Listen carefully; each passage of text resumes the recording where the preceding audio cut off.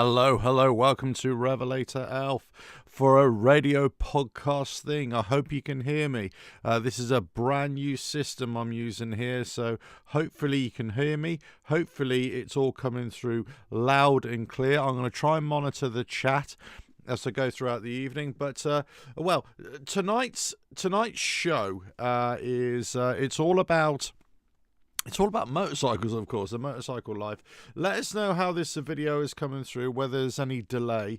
This is also a bit of a test for me as well, but we're going to be talking about, Harley Davidson, of course, because it's a little under a week.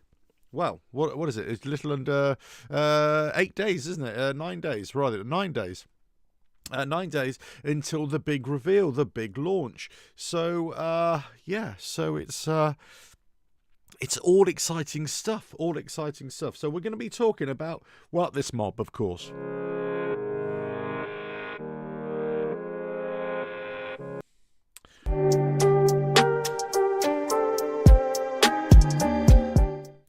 Okay, but first of all, we're going to launch off with Triumph in the news.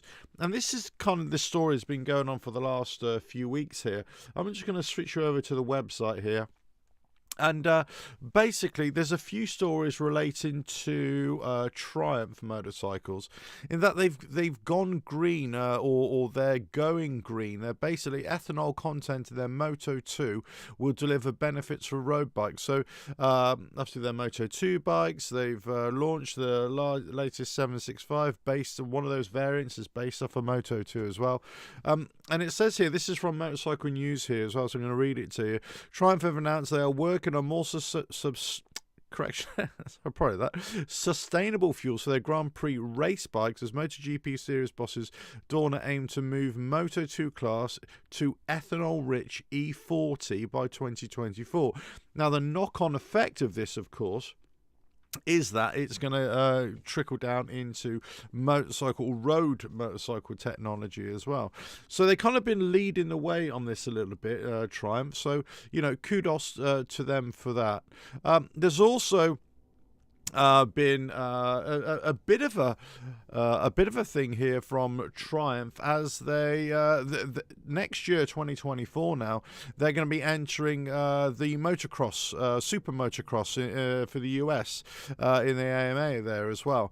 And a lot of this is off the back of Triumph's association with the GOAT in many people's eyes, Ricky Carmichael as well. So this is another story. Again, this is quite an old story now, and it's been brewing for a while. And I brought a story, it must have been well over a year ago now, talking about this. But anyway, they're gearing up for 2024. Triumph will race in just the 250 class in 2024, with plans to move into the 450 class the following year. Both will be four-stroke designs.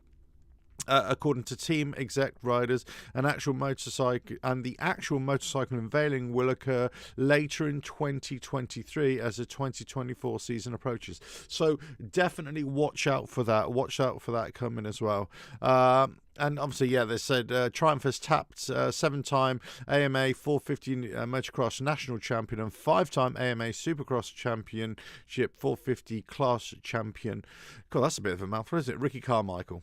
Did I say Ricky Carmichael? That's who I meant to say anyway. I'm sure I said that before, but anyway.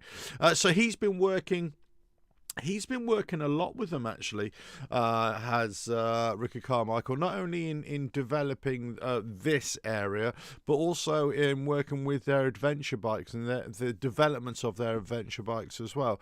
So, big stuff from Triumph. They've done quite well. Right, I will get into the comments. I've just seen Bob. Hi, Bob. Hello. Hi, how are you? Thank you very much. John, hello. Belated happy birthday. Happy New Year to you too. Many happy returns to you both as well. Right, let me just get that. I've just got this new system. I'm using. I used to use this system before. Then I went to another system to do live streams. I just wasn't very happy with the quality, in all fairness, so I thought I'd come back to this system. I've been working on it for the last sort of 10 days just to try and get to a point where it's workable. Anyway, Enough about this stuff. Let's get on to the bike stuff, shall we? So those are the engines from Triumph. They're getting into the AMA's stuff as well. This is from More Bikes. Again, they're talking about the MotoGP bikes, and now they obviously Triumph have launched their brand new bike, the 765 triple engine, and that powers the Moto2 race class.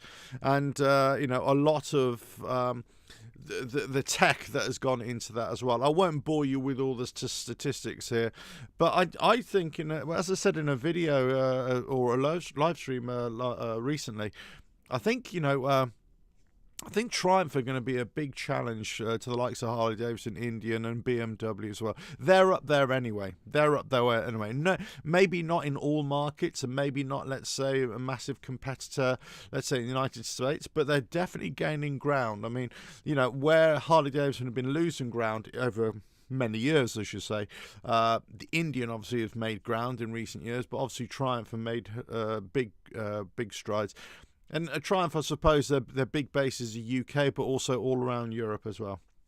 So a good brand. I'm obviously a fan of for them as well. Okay, let's get on to some other stuff, shall we? Let's do what else should we do? Should we do? Let's do some new products if I can find it. There we go. New products. Try this.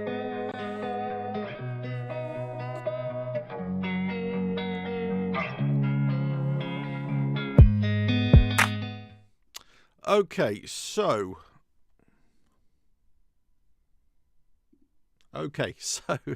it's going to take me a while to get used to this, so bear with me, guys.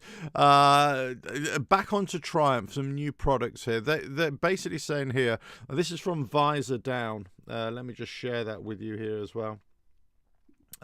Visor Down here from here in the UK saying that the new Triumph Tiger 900 Rally Aragon Edition incoming. The basis said to commemorate the victory in the 2022 Bajada Aragon, Triumph is reported to be wheeling out a new Tiger 900 Rally, which is a really nice bike, by the way. Of course it is, and GT Aragon. So that'll be coming. It doesn't actually say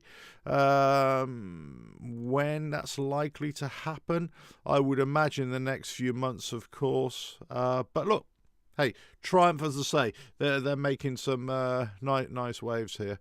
Okay, new products, new bikes. It all means the same thing. Here's a nice little thing from Benelli. Benelli, obviously the Italian manufacturer, but really a Chinese-owned, really, of course. And a lot of these Chinese brands, or these European brands that have Chinese backing, they're really coming out with these mid-weight or smaller adventure-style motorcycles as well.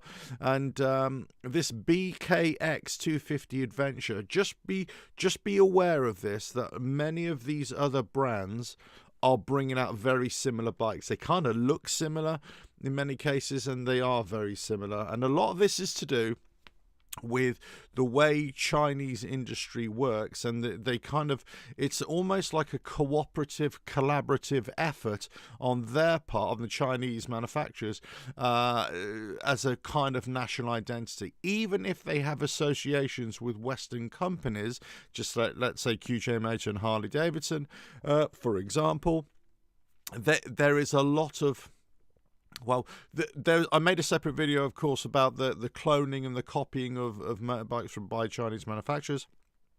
But even the new designs, and even those designs that are in collaboration with Western companies, you'll find that the same companies that are producing those bikes in China are also producing other variants that look exactly the same. So it's almost like they're scamming themselves in many ways. It's very odd. Anyway, but this BKX 250 Adventure for launch, single cylinder, 26 horsepower, trellis frame, long travel suspension, ground clearance up to 220 mil.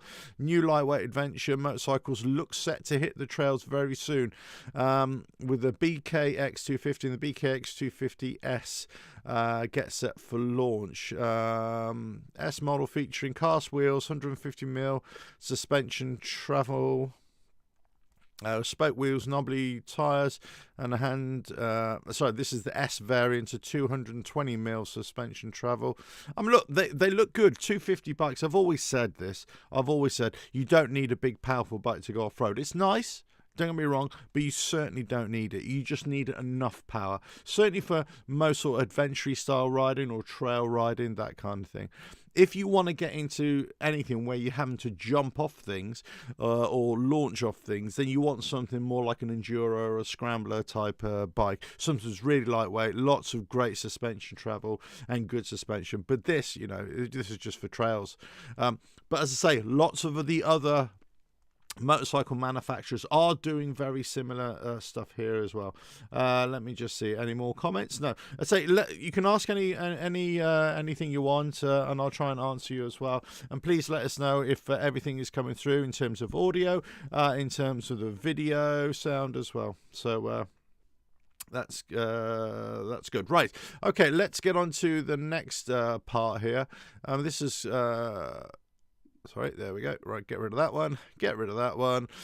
This is, I'm going to talk about Indian a little bit because, again, this comes from a publication called Auto Evolution. And I've got to say, this story, I'm not sure if it's a brand new story or actually is this a story that I've been hearing about for quite a while about Indian motorcycles. And indeed, many of you in the comments on recent videos have highlighted this issue from Indian motorcycles, that they've got a kickstand issue. Now, it could be an older story, of course, or it could be just a recurring theme, or it could be just a story that's popped up in a particular market, which I've read about or maybe I've relayed in the past or mentioned in the past, that has been highlighted in another market. And these kind of stories, they do tend to have a habit of going around the bazaars, like a bit of a whirlwind here as well. But anyway, let's just get onto it here. So they're basically saying the 2022 Indian chief in this case it's the Indian chief. I do believe there are other Indians involved though as well, not in this case here, may have a problem. The remedy is under development. Indian, which dubs itself America's first motorcycle company, oh dear, yeah, that old chestnut again, has a problem with the kickstand fitted to 4,653 motorcycles. Well, okay. Back in August 2022, the Minnesota-based manufacturer was notified of a crash in Canada, which involved minor bruising to the rider's torso as well as a sore hand. Okay, that seems interesting. Said rider informed the Indian Motorcycle Company of a YouTube video in which the kickstand of a chief had failed to retract when contacting the ground. Mere weeks after the aforementioned incident, the company became aware of a second incident. No crashes or injuries were reported, though, but the Indian was forced to investigate this worrying matter. Following the engineering department's design evaluation, the executive decided that the inconsistent retraction of the kickstand fitted to certain 2022 model year chief motorcycles constituted a non-compliance with federal motor. Okay, but basically, I'm not going to read the whole thing, but just by all means, please go and read this for yourselves.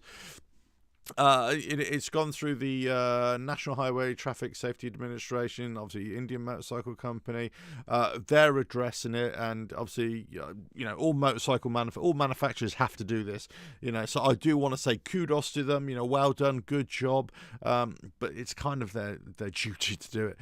It seems as if I thought this was going to be an issue where, like many Harley Davidson owners complain about the kickstand not extending out properly enough and not sticking there, and then when you put it on its kickstand and its side stand, the bike falls over. I thought this was something like that when I read the headline. Actually, this is more about that the kickstand is possibly not retracting when you're going off, and it might be dinking on the floor or something. I assume that's what it is. Suspect bikes include the Chief, ranging from August 24th, 2022 to October 31st, 2022. Chief Bobber, May 4th 2020. I knew it was more than that. Until October 17th, 2022. The Dark Horse, May 4th, 2020 to November 7th, 2022. Bobber Dark Horse, August 27th to November 4th, 2022. And also needed to be mentioned the Super Chief, August 26th, 2020 to the October 14th, 2022. And the Super Chief Limited, August 26th, November 2020 to November 7th, 2022. Crikey, this just goes on and on and on, doesn't it? So many more motorcycles involved, or variants, as you would expect. And they're always using common parts, aren't they? And that kind of thing, especially in the same range. Let's say when the cruisers or the baggers or whatever it is. So there's always something that they're going to be doing. Hey, let me just check the comments here, because I'm not visible with them as well. John, China have a motorcycle in Dakar? Yeah, I'm sure a lot of look at China for ideas and good motorcycles. We're good. Look, there are lots of parallels there with the Chinese motorcycle industry and also the Japanese motorcycle industry back in the day, 60s into 70s especially, and how that decimated the British motorcycle industry at the time. And yeah, there's lots of parallels there. They came in with cheaper, and many people thought they were substandard, but actually they just got bigger. They just got better and better and better. And I say this a lot in that when people have very negative comments about Chinese motorcycles. I'm not talking about politics. I'm not talking about the country. I'm not talking about all that issue. Some people say you can't separate the two, but I'm going to have to, because I'm going to just talk about the motorcycles. When you consider the Chinese motorcycles from even just a few years ago in terms of quality, reliability, and everything, in terms of what they're doing now, it's a quantum shift, isn't it? It's a quantum change. Let me just get rid of that. So it's very interesting that all of a sudden, we got to a point now where they're producing more and more bikes, and they're heavily involved in collaborative projects with Western-based countries. The likes of Harley Davidson, the likes of I believe Triumph have got there. So obviously Old Norton had dealings there. Many of the companies have bikes produced over there. KTM, Japanese manufacturers have bikes built in China, so it's not something new. I think a lot of people try to make out it's a big deal, but it isn't. It isn't a big deal at all, really. It's just something that happens all the time. It's just something that that is going to grow and grow and grow. I tell you what, interestingly, this is a side issue. Interesting. I was listening to a very interesting podcast the other day. They were talking to some global strategists, economic global strategists or something.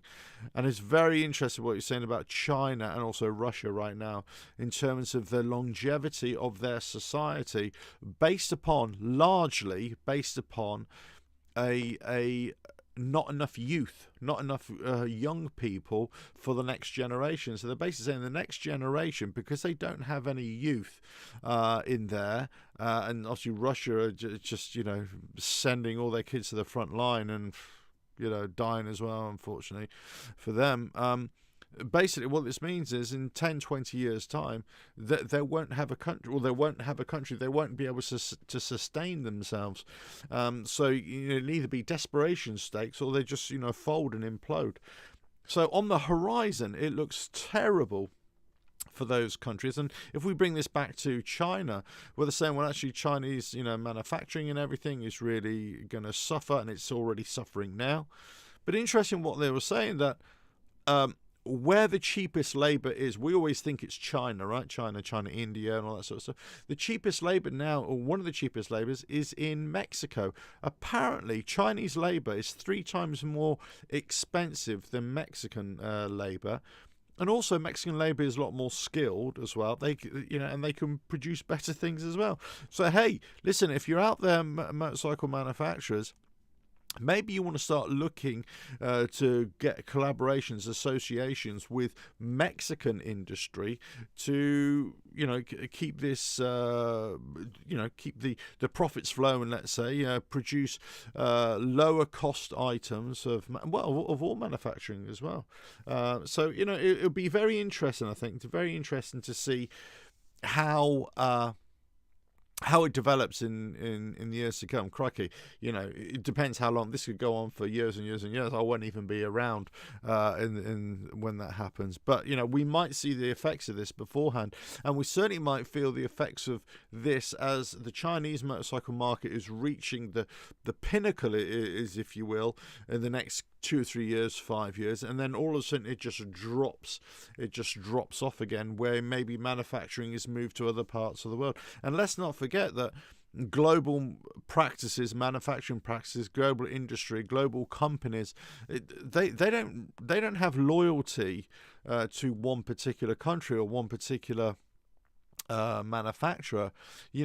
Crikey, you can have a British-based company. They're not loyal to their own, the people who work in this country or to the government or to the nation. No, they're involved in business, and they're going to go and outsource to whomever can produce it for the cheapest amount. We know that happens on a regular basis, so there's nothing new there. Okay, let's get back to this. The website's here. So Indian have got a bit of an issue there with their side stands. I mean, interestingly, I was looking this week, and they were talking. I was looking at all the motorcycles that have had recalls and stuff like that. Would you believe I got a bit of flack for the Kawasaki recall video, which I did the other day? Unbelievable. I'm just relaying information. People are just digging me out for doing that. I'm just, first of all, you need to understand the video. Second of all, you need to listen and watch it properly. And thirdly, you need to see exactly what is being said. And here, let me be perfectly clear about this story about Indian motorcycles. I think they're doing the right thing to issue a recall or to solve a problem with the kickstand. They're doing the right thing. They have to do the right thing. Okay, it's their obligation to do the right thing. They have to do it. Yeah. How long this has been going on, I do not know in terms of how it's affected other motorcycles. But here, I think it was, what was it, from 2020? I think was the earliest. Yeah, 2020 was the earliest incidence of this on some of their models. So it's been going on for a couple of years. So you could argue a few things there, couldn't you? Okay, listen. Let's just get on to the next thing here. Quite a few other stories I wanted to draw your attention to, and most of these now are coming from Motorcycle News in the UK. Let me just bring this one up here for you. This is quite an interesting one for me as well, because I think this just goes to the technology, how it's moving on. Aprilia, who makes some great bikes, great bikes, I gotta say. They are. Oh, sorry, I can see I'm off the screen there. Let me do that. I've tended to lean away. They've got their new V4 engine. I think this is the same engine that goes into other bikes as well, but for the RSV4 Superbike, they've got the variable valve timing, firm to take out variable valve timing patent for future RSV4 Superbikes. The interesting thing here at the bottom is saying Suzuki, BMW, Kawasaki, Ducati and Yamaha have all taken steps into variable valve timing, and now Piaggio, who own Aprilia, right? Piaggio, who most people associate with just like, small Vespa type, scooter type bikes. They're actually a massive company, engineering company. They're involved in lots of things, big engineering products, trains and shipping, and well, in the past this was and all that sort of stuff. Are developing their own setup for a future Aprilia RSV. Suzuki, BMW, Kawasaki, Ducati and Yamaha have all taken steps into variable valve timing, right? And now Piaggio, with the Aprilia, they're doing the same as well. Suzuki's VVT design used in the GSX-R 1000 stands apart from the rest as a purely mechanical design with no electronic or hydraulic elements. Patent documents, it just goes on and on and on. But look, it's I mean, what's the benefit of variable valve timing on these bikes? It's obviously it's using. It did say it, and I've forgotten what it actually says. Okay, that reduces friction and makes it cheaper to make and easier to modify variable valve timing's behavior. So, yeah. Why VVT matters now. Okay, this is what I wanted to read it to you. Variable valve timing has become more significant, and this is where you might see the likes of companies like Indian, Harley Davidson, and other companies who have liquid-cooled engines in, let's say, their infancy, if you want to use that word. In future years, they might be trying to modify their engines to evolve those engines to include this as well. Okay, so this is why it's important. Okay, variable valve timing has become more significant than ever with the arrival of Euro 5 emissions compliance, right? High performance motorcycle engines need lots of valve overlap when both the exhaust and inlet valves are open simultaneously to work efficiently at high revs, because basically they're going so quick. The pistons, okay, they need a lot of overlap on there. So, in other words, to make the intake and the exhaust stroke work properly, right? That's basically what's happening. But about at low revs, the same amount of valve overlap gives enough time for unburnt fuel to get in the exhaust before the exhaust valve closes. So a simple inlet camshaft phasing VVT means that the inlet valves can open later at low RPM, reducing emissions and improving torque and efficiency, but earlier at higher revs, given the overlap needed for more lots of power. So essentially, instead of a solid link or a single timing of the valves that just go up and down as a crank rotates, and different, whether you got a cam chain or whatever, or whether you got push rods or whatever. In this case, you've got variable valve timing, and it works off different cogs, and then basically it depends on the revs of the bike. Lower revs, it operates at a certain speed, and at higher revs, it operates at a different speed. So, interesting stuff. But I mention this because this could be coming. This is already in a lot of other bikes, and it's coming to other bikes as well.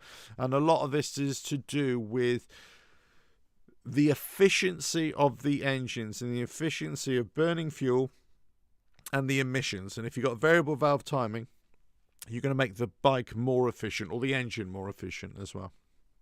Okay, so that's one story here.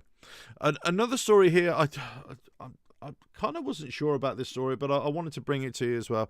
And I mentioned this a few weeks ago when we talked about the brand new chargers that are coming out for electric motorcycles, and they're basically saying this, and the new technology in batteries and all that sort of stuff. They're basically saying that this is a story which I kind of talked about briefly a few weeks ago. But there's Lightning battery tech gives 135-mile range after 10 minutes of charging. So pioneering a battery innovation company, Innovate, have announced a partnership with Lightning Motorcycles, or Lightning Electric Motorcycles, to equip their 150-mile-an-hour Strike Carbon superbike with the new advanced lithium-ion cells, which could revolutionize charge times. Charge times are just changing all the time. The evolution of electric bikes is just insane.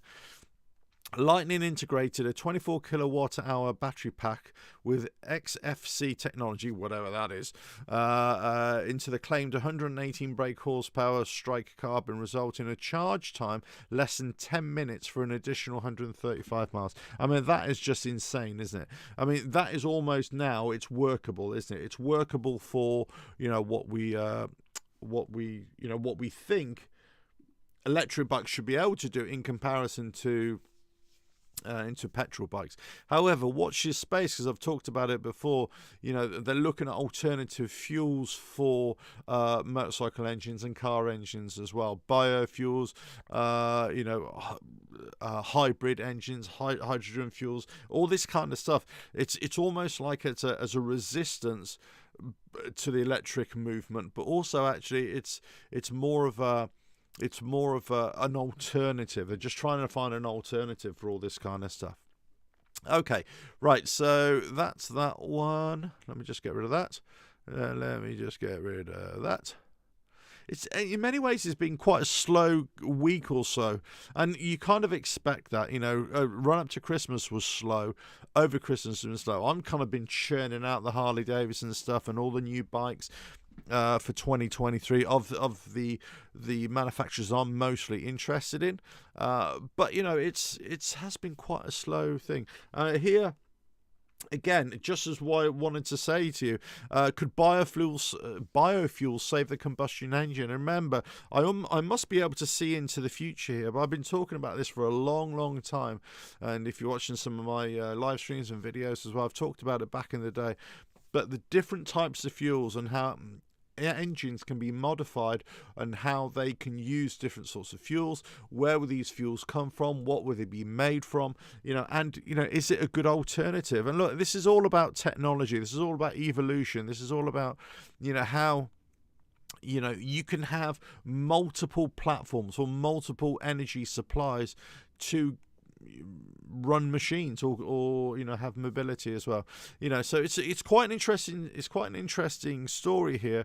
It's quite scientific based, of course, but it's actually very interesting in the terms of because it kind of affirms the way I've been thinking for a long time. Electric bikes are not the only solution. They're a great solution. They're a very political solution. The politicians love it. The people with green credentials like to push that. However, it's not the only solution. I think this is where we're looking at here. It's not the only solution for what we've been doing here. Okay, let's have a look at the next one here. And crikey, there's a lot of stories tonight. Here we go. Right. And I will be getting on to Harley Davidson very, very soon. But I think, there we go. Payne's right, I should say. Hello, how are you? John, as an aside, is there any news on the BSA? No, not as far as I'm aware. There's work to be done on that. Obviously, there's more work coming. Excuse me, I needed to wet the whistle there, but nothing concrete, as it were. Let me just get that out of shot. There we go. Okay, right. So the next story here is. And this is kind of what I wanted to talk to you about. This and this is kind of relevant for Harley Davidson fans if you're out there, because the Chinese manufacturer that Harley Davidson have got into bed with, in collaborating with on the 350cc, obviously they produce lots of other bikes as well, right? And so the QJ Motor, Kickstand, or however you pronounce them, I don't know, has launched a new 700cc naked bike. And I've said this some months ago as well, or even last year, as in 2021 last year. Well over a year ago, that Chinese motorcycle manufacturers are going to be coming out with bigger and bigger motorcycles, and it's not going to be the 250s or 150, 125s or whatever. They're getting 700s, 800s, 1000 cc's anyway. So this is another one here, SRK 700 with more than 70 horsepower and a wet weight of 200 kg. So the SRK has been released by QJ Motor. The SRK is a powerful naked bike that has a compact chassis. This almost reads like a bit of a, unfortunately, this story from Visor Down almost reads like a bit of a advertising thing for QJ Motor, but there we go. It's been optimized for road usage to deal with uneven ground. The way KG Motor have maximized their handling is due to high quality oil damped upside down. Okay. I want to know when it's coming in. It's got 73.4 horsepower, 8,000 RPM, 2-cylinder inline 4-stroke with displacement at 698, 67 Newton meters at 6,000 RPM. Due to electronic ignition, accelerates powerfully. Economic bike in terms of fuel consumption. 2-to-1 exhaust. Racing style. Also features a 15 litre petrol engine. No, Can't be petrol engine, petrol tank, I would imagine. And ABS has got to be on UK bikes or European bikes as well. I'm just trying to think when. Okay, so QJ Motor SRK is on sale and would cost €6,999, which is in the UK would equate to £6,154. It's got a front brake system, 320 double disc brake at the front and rear brake, 260 single disc brake at the rear, 260 millimeter disc. It doesn't say where it's being sold. It's Europe. It's definitely being sold in Europe. I'm not sure what happens here in the UK. If you don't know, a lot of these bikes, a lot of these Chinese bikes, are not necessarily. They don't have their own company over here in UK or in Europe. What they do, they have distributors, so motorcycle distributors over here, and these motorcycle distributors sell lots of different models of bikes, and it's kind of mail order type thing. There isn't really a showroom type thing, and you've got to work out a personal servicing and all that sort of stuff with them. So there is a physical presence, but you tend to buy these things online. Anyway, so, you know, lots of manufacturers, let's say like QJ, Keyway, whatever, that's it. They all kind of work together. They're all working in collaboration with each other. They're all swapping ideas for the greater Chinese good, as it were. Anyway, so they all find a distributor here in the UK or around Europe, and they funnel those bikes through to them. And that's the way it kind of works here in the UK for these bikes. Okay, next story here. Oh, wrong one. Next story here, Yamaha, you Yamaha fans out there, apparently Yamaha, the YZF R9, I think I talked about this a few months ago as well, kind of had an early view or early hint, I should say, that's wrong, not view, hint, a tip that the Yamaha might be coming out with a new 900cc, I think I said at the time. And this R9 sports bike from imminent launch, it says here. Yamaha's CP3 engine is utilised in almost every category, but one emission for now is a sports class. However, they could change that this year. Yamaha appears set to launch a new bike utilising its 3-cylinder 890 CP 3-cylinder engine with a new YZF R9 potentially on the way for 2024, they're saying 2024. So another year. So if you're a Yamaha fan, another year for this one. Okay, here's I thought it was quite a little interesting story here. There's a new world record. Woohoo! World records have been broken, ladies and gentlemen. Ladies and gentlemen, boys and girls, a new world record. No, it's a fine achievement, and why not?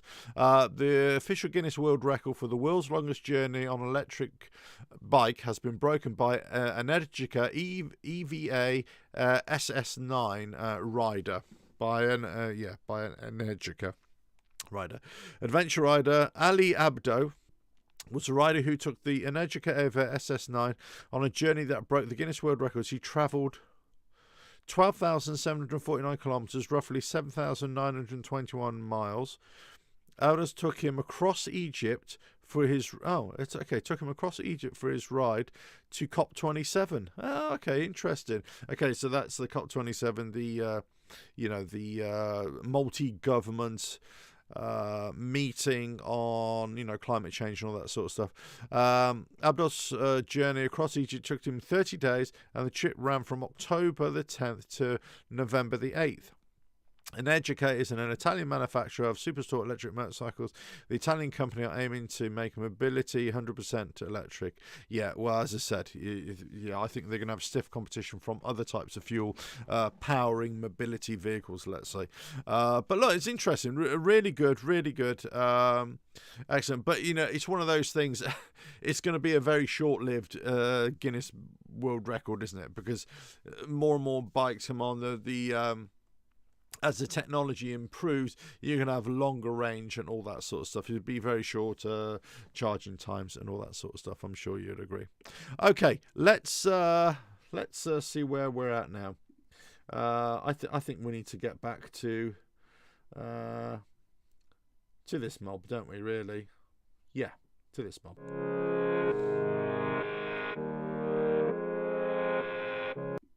Okay, Harley Davidson. I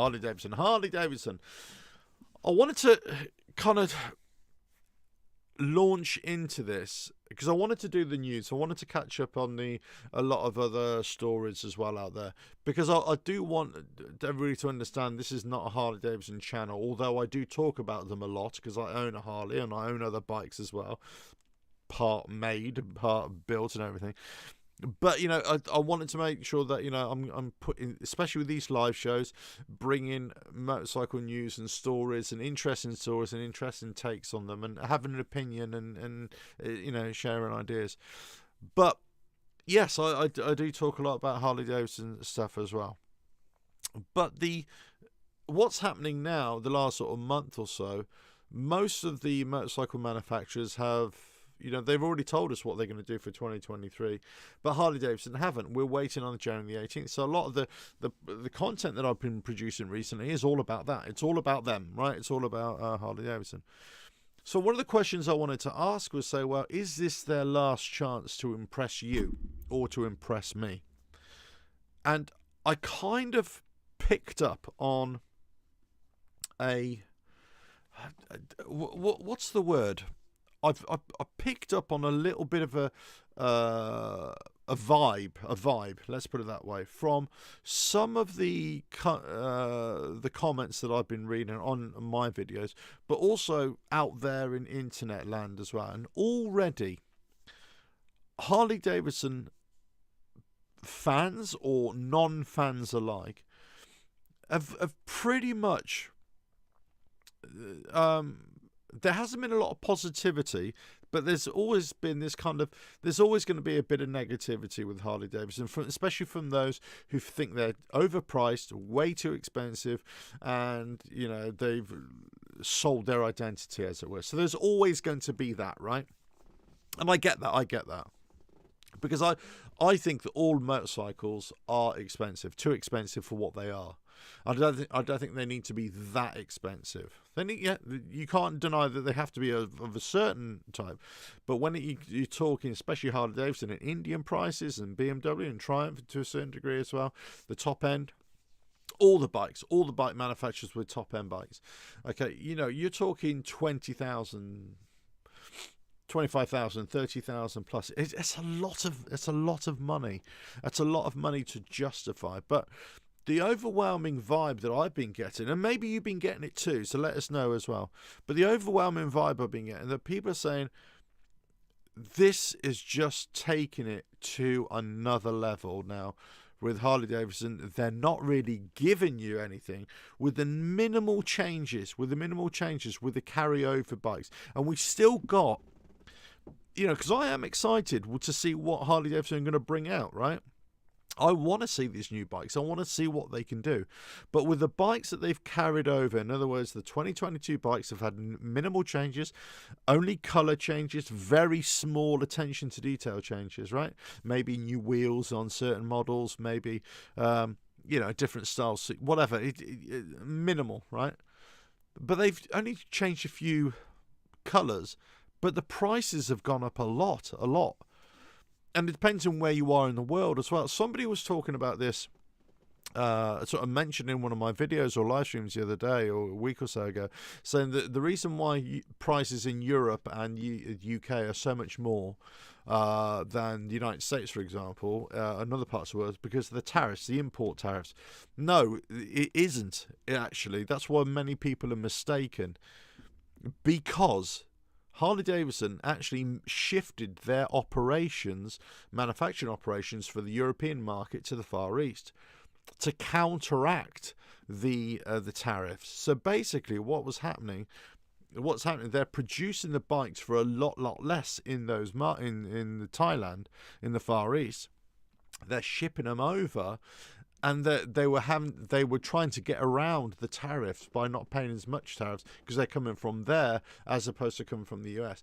But still, in the end, they still had to pay the full amount of tariffs, or certainly knocked down a little bit, right? But the manufacturing cost is a lot less. So the manufacturing cost is less, but they're still, you know, they're having to, you know, so just they're having to pay that extra in tariffs. So it's a combination. It's not just tariffs. It's that they're still marking up those bikes based on cheap production prices as well. But the vibe that I'm getting, and this is not me saying it, I don't want people to think that I'm having a pop here, which I kind of am. I suppose I'm reporting it, so I suppose I'm there as well. But people are going to think, well, how many people can afford these in the current climate? What's going I've got a job and I work full time, I work hard, I work all hours, I do this, I'm constantly churning out stuff. I've pretty much got 3 full-time jobs on the go at the same time, with all the different projects that I've got going on. 4 if you can consider all the other activities that I do as well. And but I'm concerned with what could happen in the future, or for the next year, the year after, and everything like that. The way prices are going up and up and up. So let's say somebody who doesn't have these kind of means, and they've got a lesser income, there's no chance they're going to be able to afford it. So these bikes, Harley Davidson, are kind of completely outpriced themselves. And this is the comment that I've heard time and time again now, since I've been ramped up the videos, the stories, or the news, or the latest rumors that I've heard.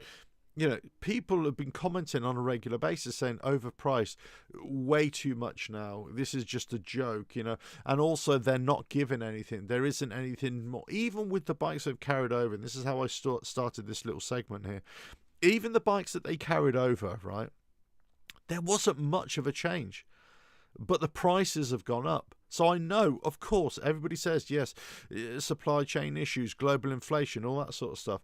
But again, you've got to offer value, and you've got to offer something that's going to make people want to buy your bikes. If they're kind of drab colours and no changes, and you're charging another £2,000, dollars, shekels, whatever it is, then you're kind of shooting yourselves in the foot, because people are thinking, no, that's enough. And that's the way I'm feeling it right now. That's the way I'm seeing it. There we go. Paints Rise. I have no love for electrical Chinese motorcycles, but I'm in the market for an ADV. I'm really hoping HD comes out with a smaller Pan America based on an N75. That's the rumour.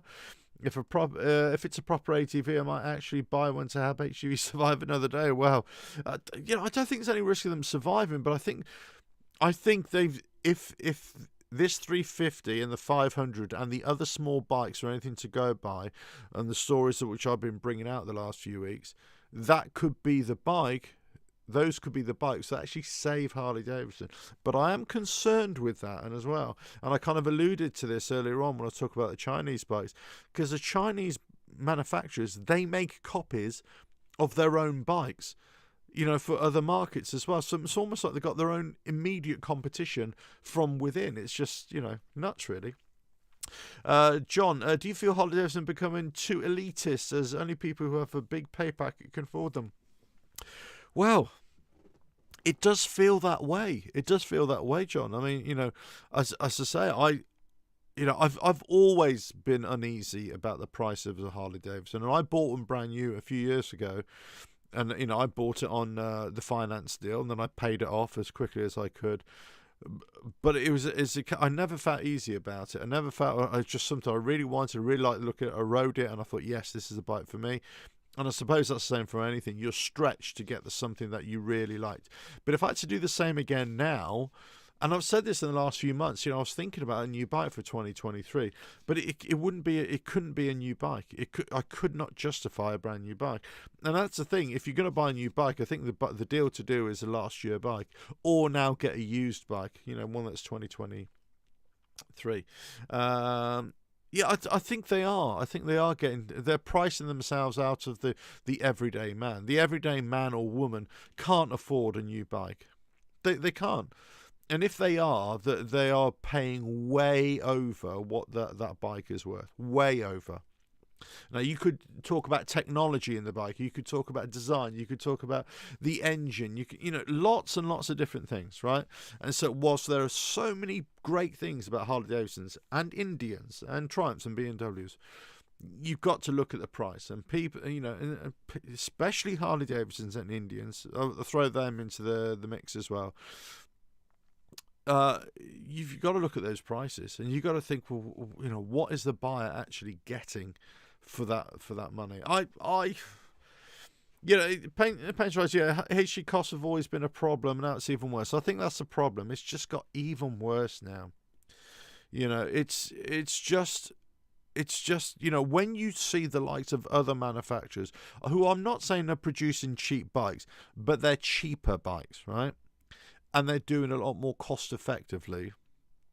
And then you see the likes of Harley Davidson, who are still going to try and sell you a dream, sell you a lifestyle, sell you the, you know, the what is it, the freedom story and the whatever, you know. And just watch, you know, when they come out with the launch party, and it's all going to be all that sort of stuff, isn't it?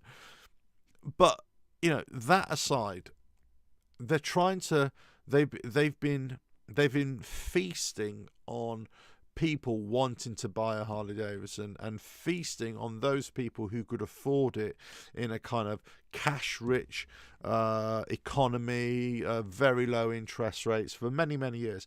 Then all of a sudden now, you know, people are thinking, oh, the future isn't so certain, and what's going to happen, I'm really not sure.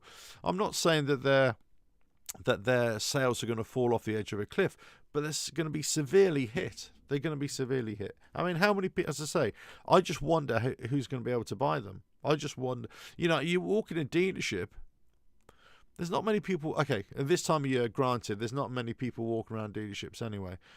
And I think there's a lot of people who would always see Harley Davidson as an aspirational brand and all that sort of stuff. I get it. I understand it. I'm not slating that whatsoever. However, you've got to think that, well, do you know what? You know, and this is where the vibe is now. That it's just enough is enough. That's way too much. We're out here. You priced us out of here now. There's no way we can do it. And people look at, I've said this and time again, people look at value. People look at value all the time. I'm so glad I got my Harley Davidson. I say, but if I had to buy one now, I would not buy brand new, unless, of course, I was, wealthy and I had, money to burn. And a £30,000 bike is, fine. I wouldn't bat an eyelid at it. But I'm not that, and most people aren't. This is where my point comes to. Most people aren't like that. And the only reason that most people have been able to pretend to be like that over recent years because of finance deals and cheaper interest rates. But now that's changing. You got to look at it. So it will go back to the way it once was. Only a small percentage of people buying new bikes. I'm talking back in the day, pre-finance days, and many people getting into the other modes of transport, other motorcycles, but also used motorcycles as well. I'm just wondering if this is the last attempt, as the title of the live stream suggests. I'm just wondering, is this the last time that we're going to see Harley Davidson really impressing us? I get the impression. All the feedback that I've had, all the stories that I've been fed, and everything like that, the last few weeks, is that Harley Davidson are going to go for it a lot this time. They're going to go big. And I think I've already brought out stories that would kind of tell you, they're going to come out with new models, not necessarily telling us all on January the 18th, but 2023 as a year. There's going to be a lot of info. So I'm really interested from that point of view to see what Harley Davidson are going to do, what they're going to bring to the party, what they're going to say to everybody, what they're going to show you and I in terms of brand new motorcycles, new technology, new variations. Well, on the variations front of the existing models, I've got to say, and you'll see it in the videos which are coming out this week, right? I'm disappointed. I'm disappointed in those already because there's nothing there really. There's nothing that you could say, oh, well, 2022 or 2023, apart from a colour change. That's it. That's a bit poor for me. A bit poor if you want to have shock, awe and wonder. If you want to, if you want to bedazzle people, if you want to say to people, wow, times are tough and all that sort of stuff, but look, here's something that you're going to really want. They haven't really done that for me so far. And I think other manufacturers have, in that respect. John, can I ask you, Alpha, what other bikes are you partial to? I'm curious. Well, the truth is, John, any bike, I've always said this, any bike I'm in love with. Okay, so, and that's hand on heart, any bike. However, there are some bikes, manufacturers that I do like. Harley Davidson obviously being one, of course. I'm growing fonder of Indian. Definitely, certain models within Indian I quite like. Triumph I've always been a fan of, and BMW. Only recently, BMW in the last few years have I really started to pay more attention. In terms of the off-road world, very much a big fan of Kawasaki, many big fan of KTM especially, but Yamaha as well for some of their dirt bikes. I think are absolutely insane, absolutely fantastic. So those sort of bikes I absolutely love. KTM in terms of road bikes, not so much a fan, although they are great bikes as well. I do like retro bikes. So any manufacturer, let's say like a BSA or a Triumph that do the Bonneville range, that sort of stuff. I do like a retro style bike. So I've got to say, I just think they look cool. I just like that kind of cool factor. That I don't necessarily like lots of modern technology on bikes. I tend to like things that are a little bit older, a little bit more original, that kind of thing. A little bit simpler in many ways, but certainly those manufacturers. But I tell you what, I have been getting into more and more in the last sort of 2 or 3 years, let's say. A lot more interest in electric bikes, purely from a point of, I'm interested to see how the technology is developing, and when does the value become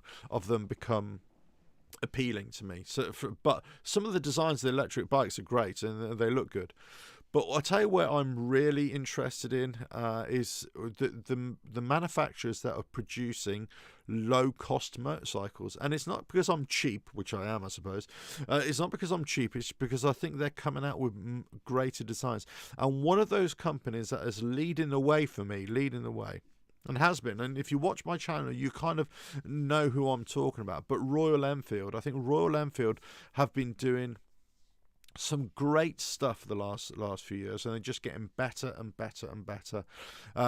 So some of the other Indian manufacturers are also doing the same. Hero, TVS, great as well. But I cannot discount the Chinese motorcycle manufacturers as well. Now I haven't even mentioned, I suppose, the big Japanese four, because I grew up on those. Bikes, right? So I've owned Yamaha, I've owned Suzuki, I've owned Kawasaki, and Honda. I've owned all four, right? I'm not really having any allegiance to it. I suppose I would always swing towards either Suzuki or Kawasaki as mainly road bikes for those. But I just think they're great bikes as they got better and better and better over the years. So there we go. Gareth Davis purchased my Fat Bob in September 2021 for 16,500, 500 RRP. The same bikes, 19,000 for a 2023 bar the paint job. Right. Okay. If you saw, how can I put this to be very, very charitable, right? I think the Fat Bob for 2023 is possibly has the least value, has the least appeal at those prices. I think I looked at the cruiser lineup, and you'll see this in videos, and I'm giving you an early heads up here. That's why it's really important to watch these live shows, right? But I tell you what, I look at the lineup, and I've dissected all the colours, all the prices, all the price additions for each colour and all that sort of stuff. And out of the two, I actually see more value, would you believe, in the big Tourers than I do in the cruisers. I see more value there. I think you get much more of a bike, much more of a unit, as it were. Now I look at the Fat Bob and I think that's a lot of money for that bike. And I think, you know, in some cases up to £20,000, depending on, you know, the additions that you have in colour options. That's a lot. That's a lot for those bikes. And I think all the cruisers are they're overpriced for what they are now. Again, similar to you, when I bought mine in 2019, I think I paid 14 and a half. What did I pay for it? I think after the discounts and everything, they're doing a special deal with finance, and also there was a dealership or a Harley Davidson discount as well at the time. I'm sure it was around about the £14,000 I paid. And now what we're talking, 17 and a half, 18,000? I don't know, I can't remember what the price is now. You know, for me, too much. But I think there's more value in the Sport Glide and in the Lowrider ST and in the Heritage. I think there's a bit more value of the cruisers, but I think the Heritage is just too expensive. All of the cruisers are too expensive for what they are. I think they need to be another £1,500, £2,000 cheaper than they actually are for what they are. The Taurus, would you believe, I think they're a little bit more. But there we go. I like to say I'm buying the motorcycle that fits the need I want it for. Well, yeah, exactly right. That's always the same. That's always, you buy the bike no matter what it is, and whatever suits your kind of riding, what kind of journeys you're doing, and basically whether you like the bike or not, right? You know, if you know, and that's the way I've always seen bikes. You know, I don't care what they are. I don't care in terms of brand or in terms of any kind of loyalty or fan base. I don't care if I pole up to a biker pub or a biker cafe and everybody's riding a Harley Davidson or something, or Indian, or, you know, custom bikes, and I don't care if you're full of Hell's Angels or God knows whatever, you know, club you're with or whatever. Couldn't bother me in the slightest, right? I'll turn up on a little Honda scooter, a little Honda C90, and I tell you what, I will be happy as Larry. I'll be happy as Larry. And you know, you would take a lot convincing to change my mind. Well, I'll put it this way, there won't be any change in my mind. Couldn't care. I couldn't care what anybody else thinks, and I couldn't care how I look on a bike. Okay, all fairness, my size, my body shape, I look ridiculous on a small bike, right? I look like a big... But at the same time, you know, so from that point of view, I like all sorts of bikes. And it's not about what other people think, and it's not about how I look or being part of a group or anything like that. I've never had that within me. It's never been part of my makeup. For me, I hate to say it, but I've said this repeatedly on the channel. It is, for me, it's always about my feeling when I'm riding the bike. Okay, and how I feel riding it, and if I'm having fun, if it puts a smile on my face. That little 125 thing that that Riehu that I built earlier in the year, or rebuilt, you know, everything. Oh, I had great fun in it, riding around, just pooting around on some back reins and everything. Fantastic. This Kawasaki, if I ever get it fixed, probably won't. You know, I'm sure I'll take it to a couple of shows, or, you know, just on the back roads in the summer. I'll probably just use it for the summer, that kind of thing, and just have a bit of fun in it. But I don't care. You know, I'd love to get a little scooter. I'd be absolutely fine. You know, I wanted to get a Royal Enfield Himalayan as well, just for that, just to having a bit of fun. It doesn't bother me, you know. But but I think, you know, I love Harley Davidsons. I love the bikes. I love the style. I love it. So much about them. I just can't get down with the price. I just can't get down with the value, especially now, 2023. Just can't get it. Gareth, worth remembering, the resale value on Harley is probably stronger than almost any other retailer. Absolutely true, very true. You cannot deny that. In fact, because the prices are so high, people are being, because they can't afford it. This is not because they retain their value, because they have value. Bear this in mind. Let's just get this right now. Let's just have this right here. they're not retaining their value because of the worth of the motorcycle. They're retaining their value because people can't afford the brand new motorcycles, and they're going into the used bike market to try and build them up. However, this is where you've got to look back at Harley Davidson, and the problem is you've got to separate the UK market and the European market from somewhere like United States or Canada, for example, right? Whereas motorcycles in the UK and Europe are quite expensive anyway. But if you go back just 2 or 3 years, 4 or 5 years, motorcycles, especially like the ones that retain their value, like Harley Davidson, will definitely hold their price, right? But if you go back 15 years, 20 years of older Harley Davidsons that may have a bit more mileage on them, may have a bit more chrome and a bit more dated, they don't hold their value. They do, but you're still paying a Harley price tag, if you know what I mean. But you can get them a lot cheaper. And again, if you buy them out of season and all that sort of stuff, if there's a couple of technical issues with them, if they need a bit of work on, just like any bike, right?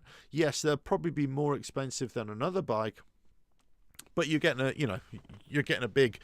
lot of money, you're getting a lot of bike and a lot of old bike for that.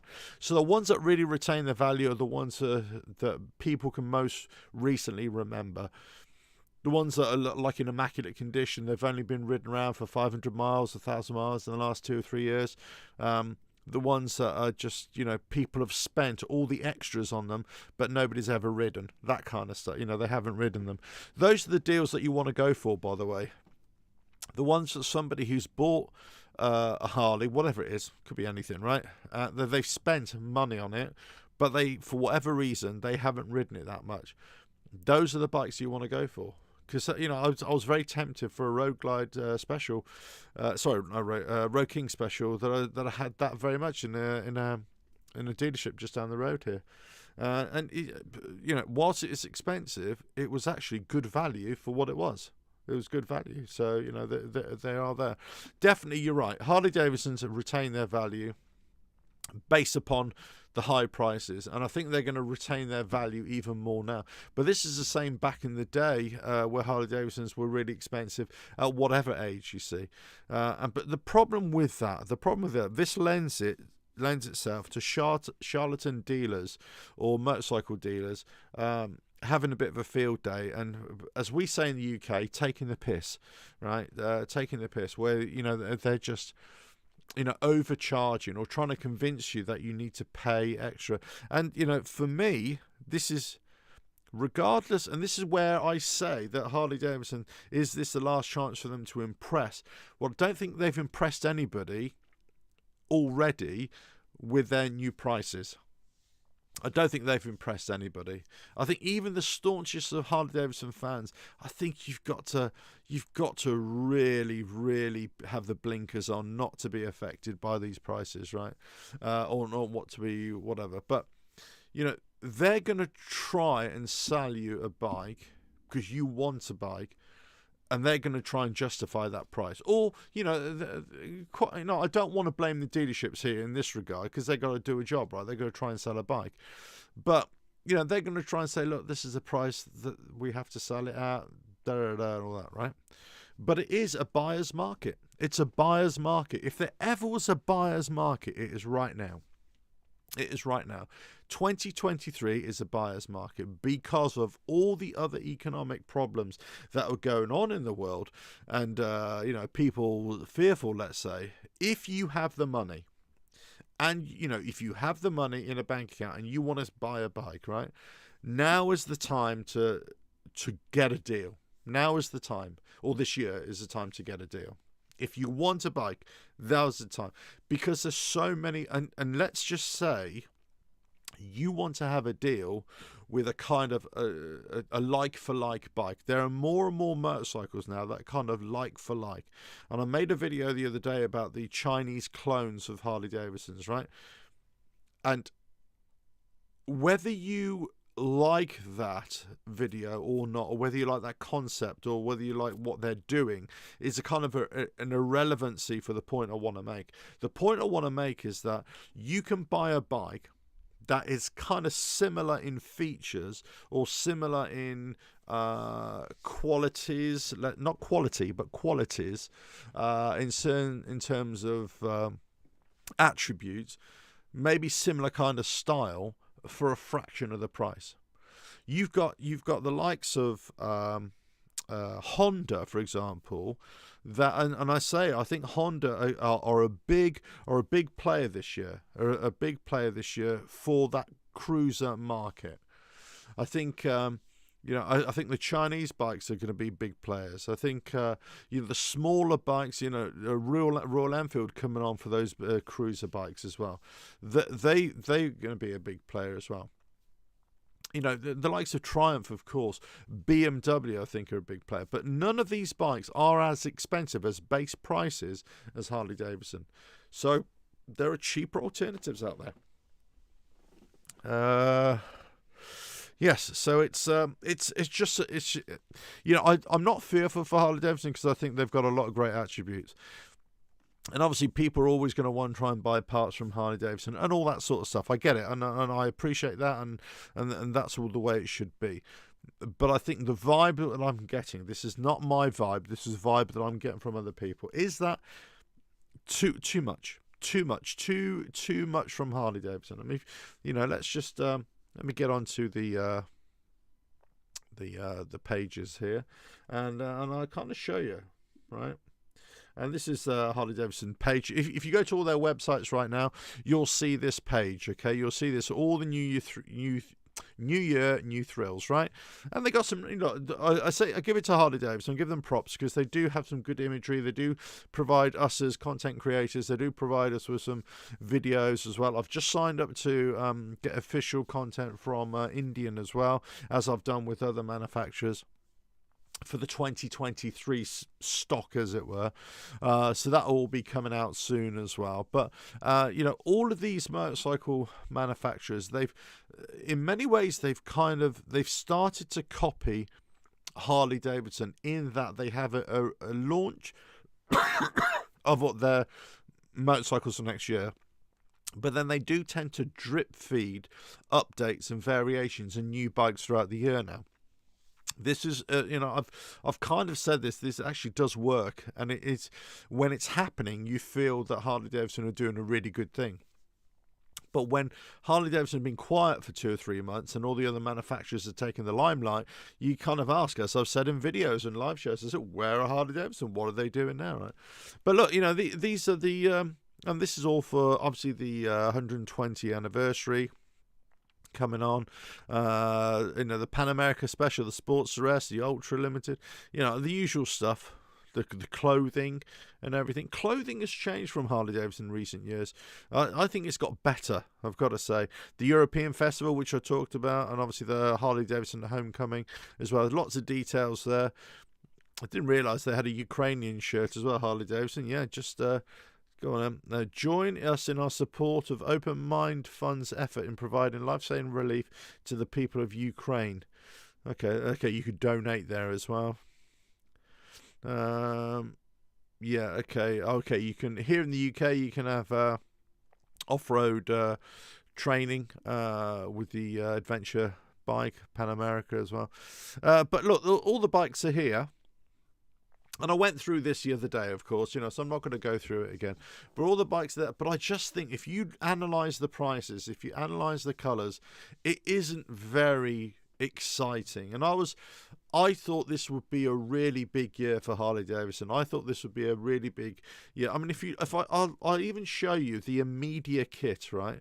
This is the media kit from Harley Davidson. And look, on their websites, this is what infuriates me about Harley Davidson, from somebody who does websites and somebody who does, media stuff and everything, right? On your websites, harleydavidson.com, you have released all your new 2023 bike carryover bikes, right? With the new colours. On your official media site, the media kit, this is what we get as content creators, as magazine writers, as newspapers, whatever. They get information from this, right? It's out of date. It's out of date. It's still got the 2022 bikes. It's all out of date. And you're thinking, well, you know, even the news, right? I'll show you the news here. They talk about the celebration for 120th celebration, but this story was about 3 weeks out of date. The European festival, you know, again, that was back in September. That was back in December. These, by the time they bring them out on the media site, it's all old news. So Harley Davidson, if you're watching, you really need to sort this out. You really do need to sort this out. I mean, I thought it was just, you know, just just interested, I thought. But there we go. Right. Anyway, let me just get back to some of the comments here. Flat Cap Racer, high finance rates and high prices, plus older riders on fixed incomes don't add to sales. Correctamundo, as the Fonz would say. Big inflation, low returns of 401k, that's your pension, isn't it?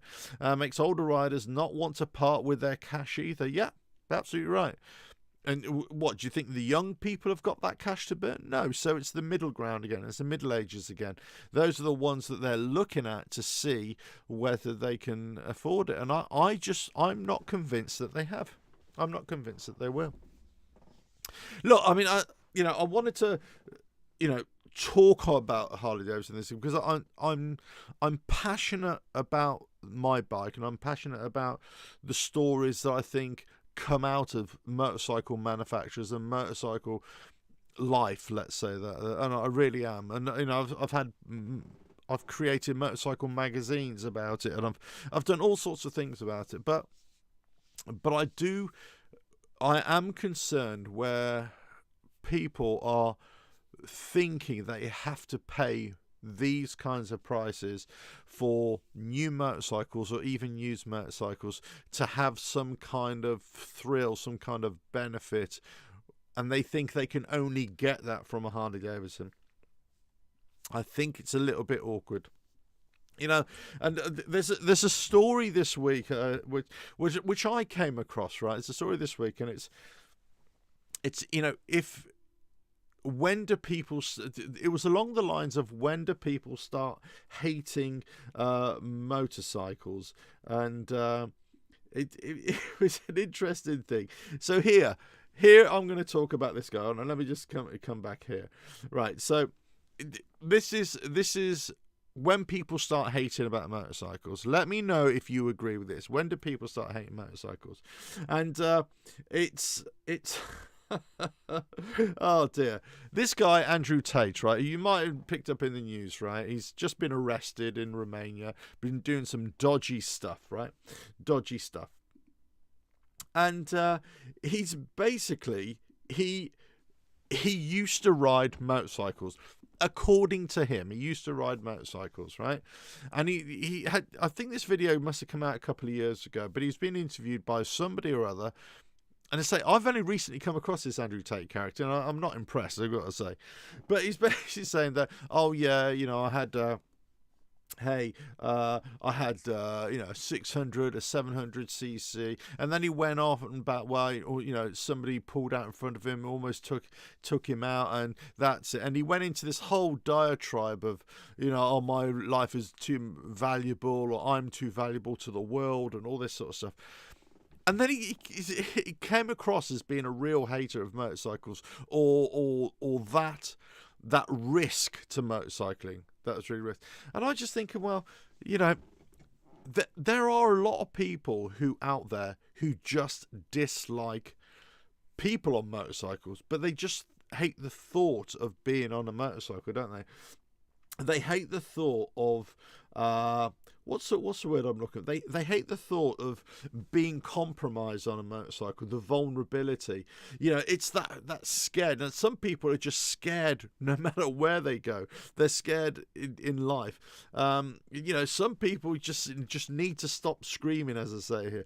But there's other celebrities, there are other people. There are people like you and I who embrace it, who love it. There isn't that hatred of it. There isn't that fear of it. You got this is Cher here. I didn't even know she rode a bike. I just found this old picture.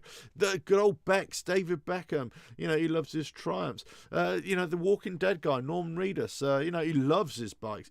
And look, the Keanu Reeves, he loves his bikes as well. But this character here, all of a sudden, he has one little escape, one narrow escape, and then all of a sudden, he's having a few issues with it. But then I came across another story, would you believe? Another story, and I thought, oh, crikey, what's all this about? Another story about KSI. He's another big YouTuber, and about motorcycles. And I thought, what? Hold on a minute. Does KSI ride motorcycles? What's going on? I didn't even realise that. It just kind of came to mind afterwards.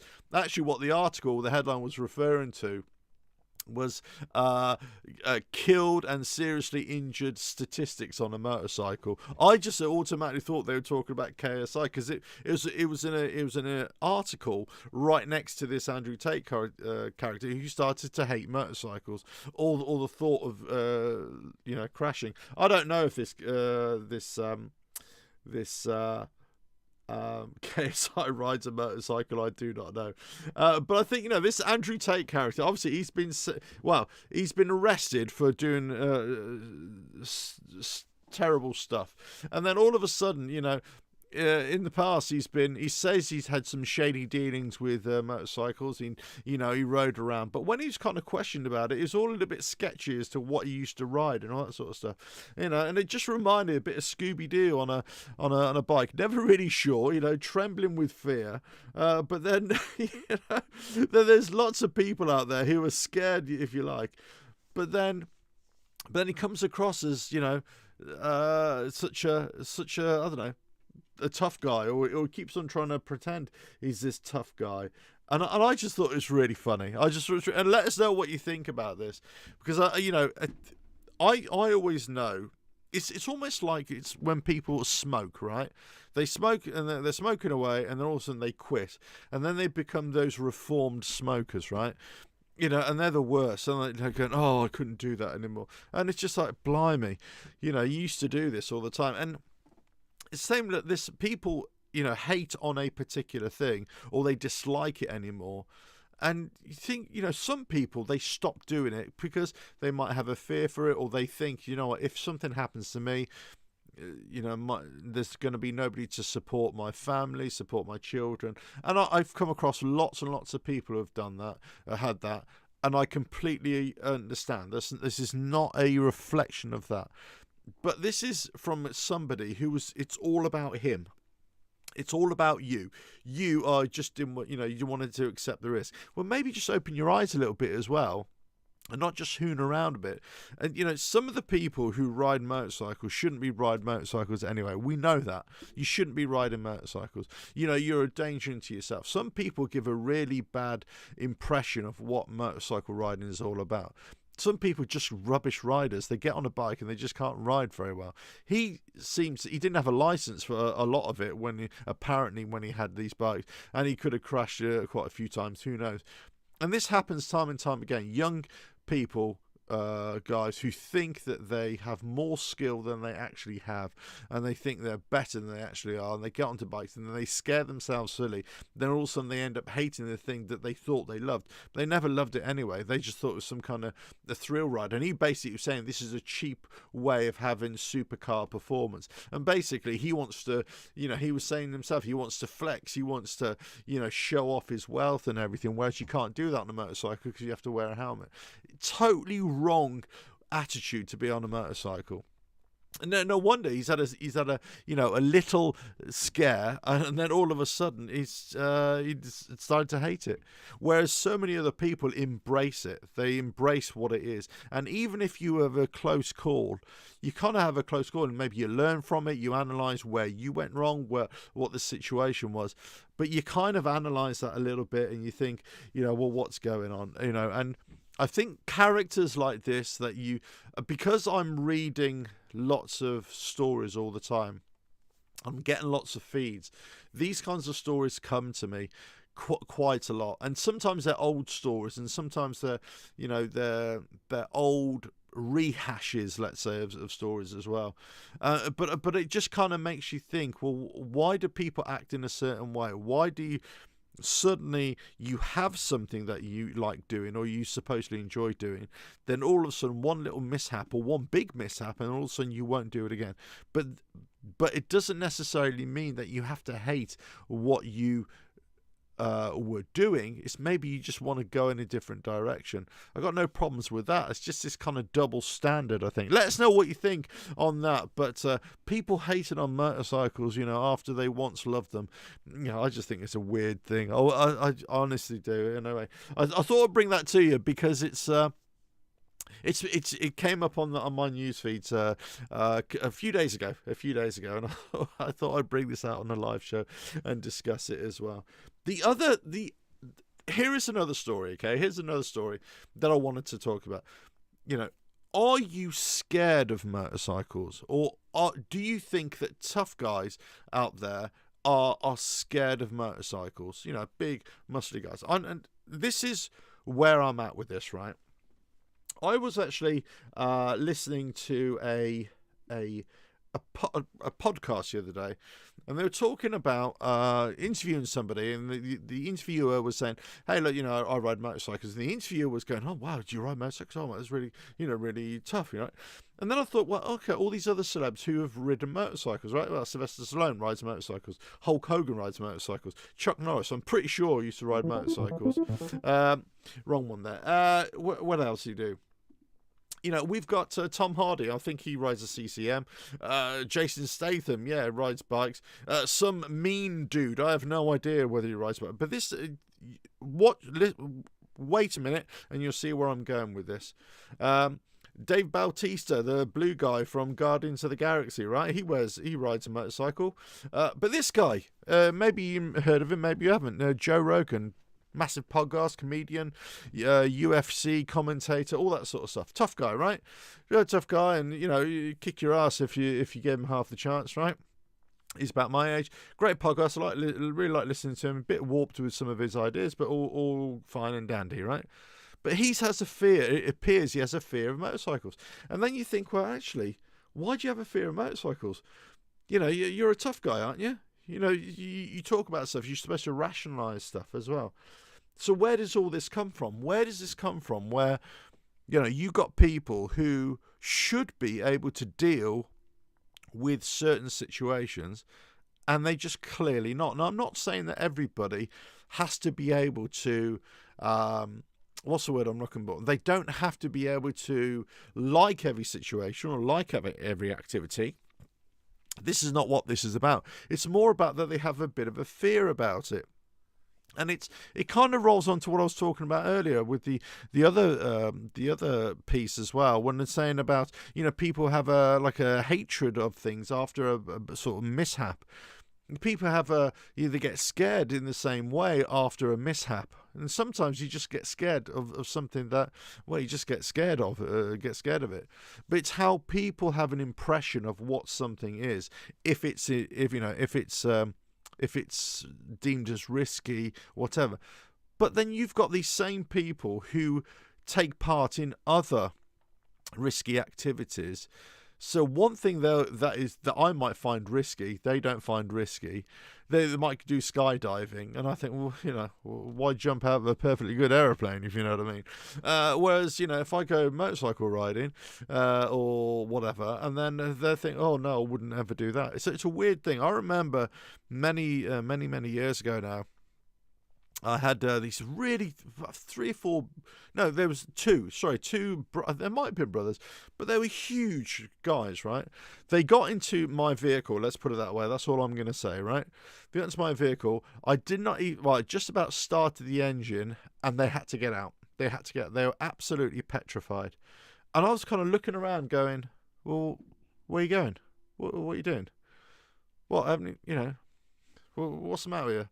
You know, so you just can't rationalise why people have a fear of something. And it doesn't matter, and I always say this, it doesn't matter how big you are, it doesn't matter how big and brave you are, how tough you are. As a tough guy, you know, if you're one of these tough guys, right, it doesn't matter.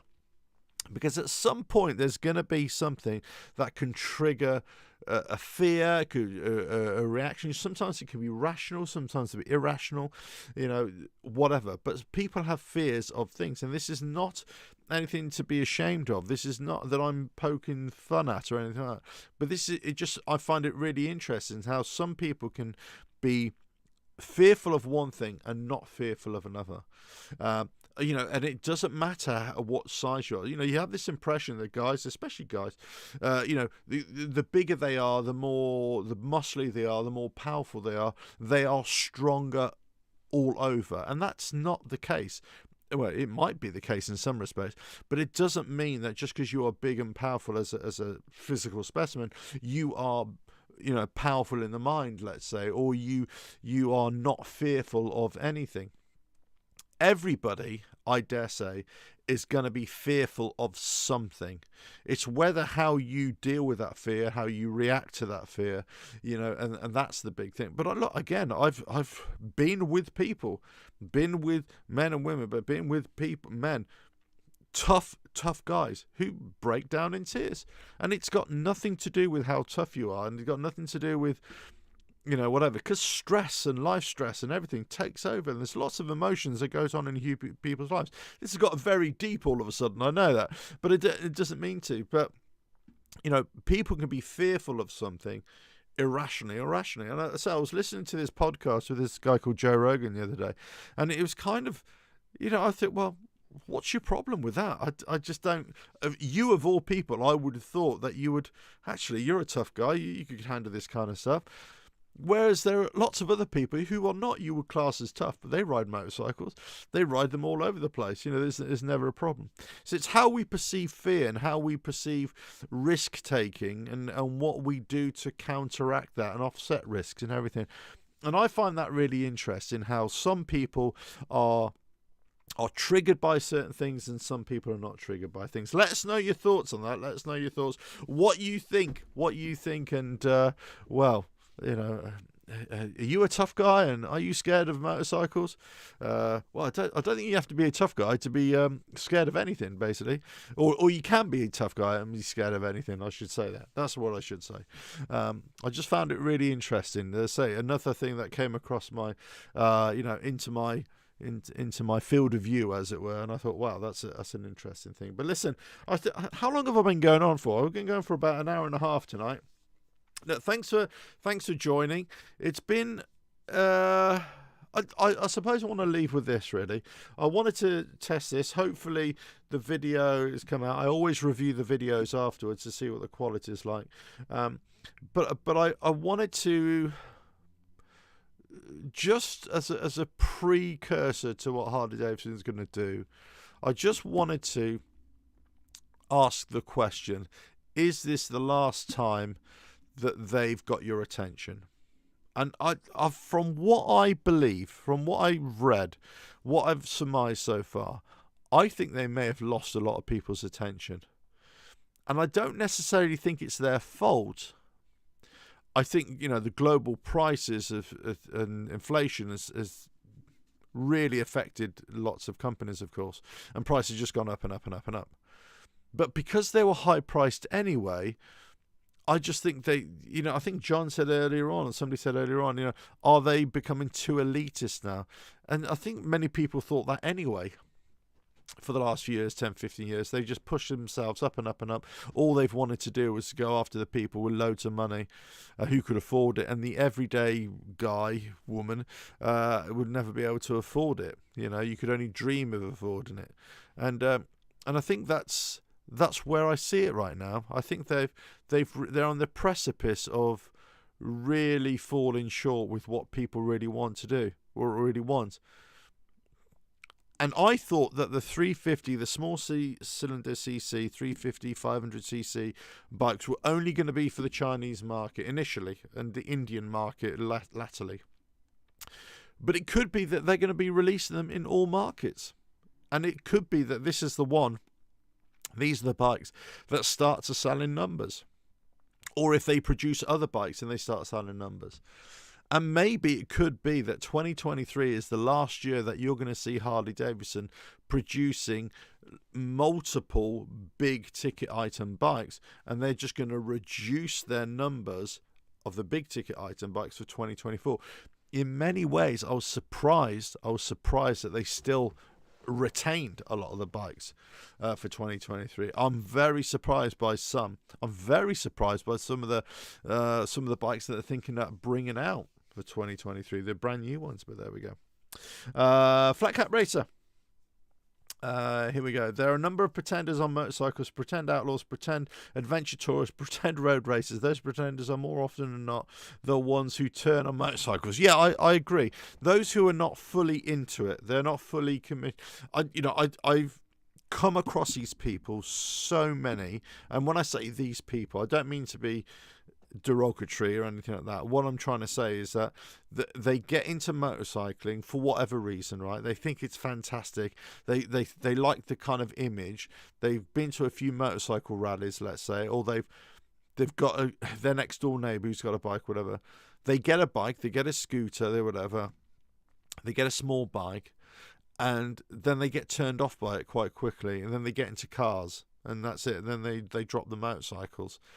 And they never go back to them, or they turn on them a little bit, or as I say, they have some kind of episode and they just don't want to go. It wasn't what they thought it was going to be, and they're not really into it. And this, I kind of fear that a lot of the younger generation coming through, and I've been saying this for many years now, because of all the distractions and everything, I just don't think they have the same. There won't be as many younger kids getting into bikes at all. But who knows? Who knows? But there we go. John Martin, thank you. A real good podcast. Well, thank you very much. It's a radio podcast thing I have, I have no idea what it is, but it's a radio podcast thing. Paul Morris, hi. Hello. I have been listening. Just had the cat in my arms and could not get on the keyboard. He's gone out now. Oh, bless you. Bless you, Paul. Thank you. Happy New Year. Happy New Year to you all. Anyway, listen, it's been emotional, as is always the case. Thanks for watching.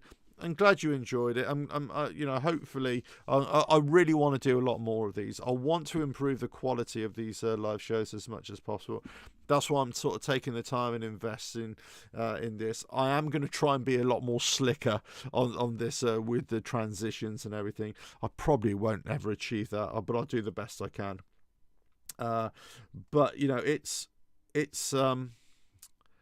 it's a work in progress, let's say. But listen, all I can say is that there's lots more videos coming out every day. I've kind of, up until the January the 18th reveal, I wanted to bring out as much content as I could for you. And then after January the 18th, I'll go back to like 2 videos a week or something like that. But I will be doing more regular live shows. It definitely is, 2023 for me is a lot more of having general discussions, stories, and, just having it with you. I'd much rather do that than just have idle motor vlogs and stuff like that. I'll keep my riding for myself. Every now and again, I might do a video on the bike. I might do... Oh, by the way, thanks very much for some nice compliments I've been getting on emails recently about people watching my Harley Davidson Softail tech videos, let's say, all that sort of stuff, Sport Glide videos. I'm thankful that those videos help you out. That's what I'm saying. I'm not really doing much of those anymore. I've got about... Would you believe I've got about 200 videos already planned out for virtually every aspect of Harley Davidson's, right? In terms of a technical, mechanical, electrical thing, I've got them. But I just don't think I'll ever make them. But they're all planned out. They're all ready to go out and be filmed. And it's not that I don't want to do them. It's just that I just don't think there's a reason for it. And I think I'm prioritising what I really enjoy doing. I've always enjoyed having conversations. Always enjoyed this kind of thing. You know, talking about things. So I really wanted to make this year about live shows and more poignant topics of discussion as well. But anyway, listen. All I can say is it's been emotional. Thanks for watching, and well, I will catch you again on another live stream coming very, very soon. Ta-da now.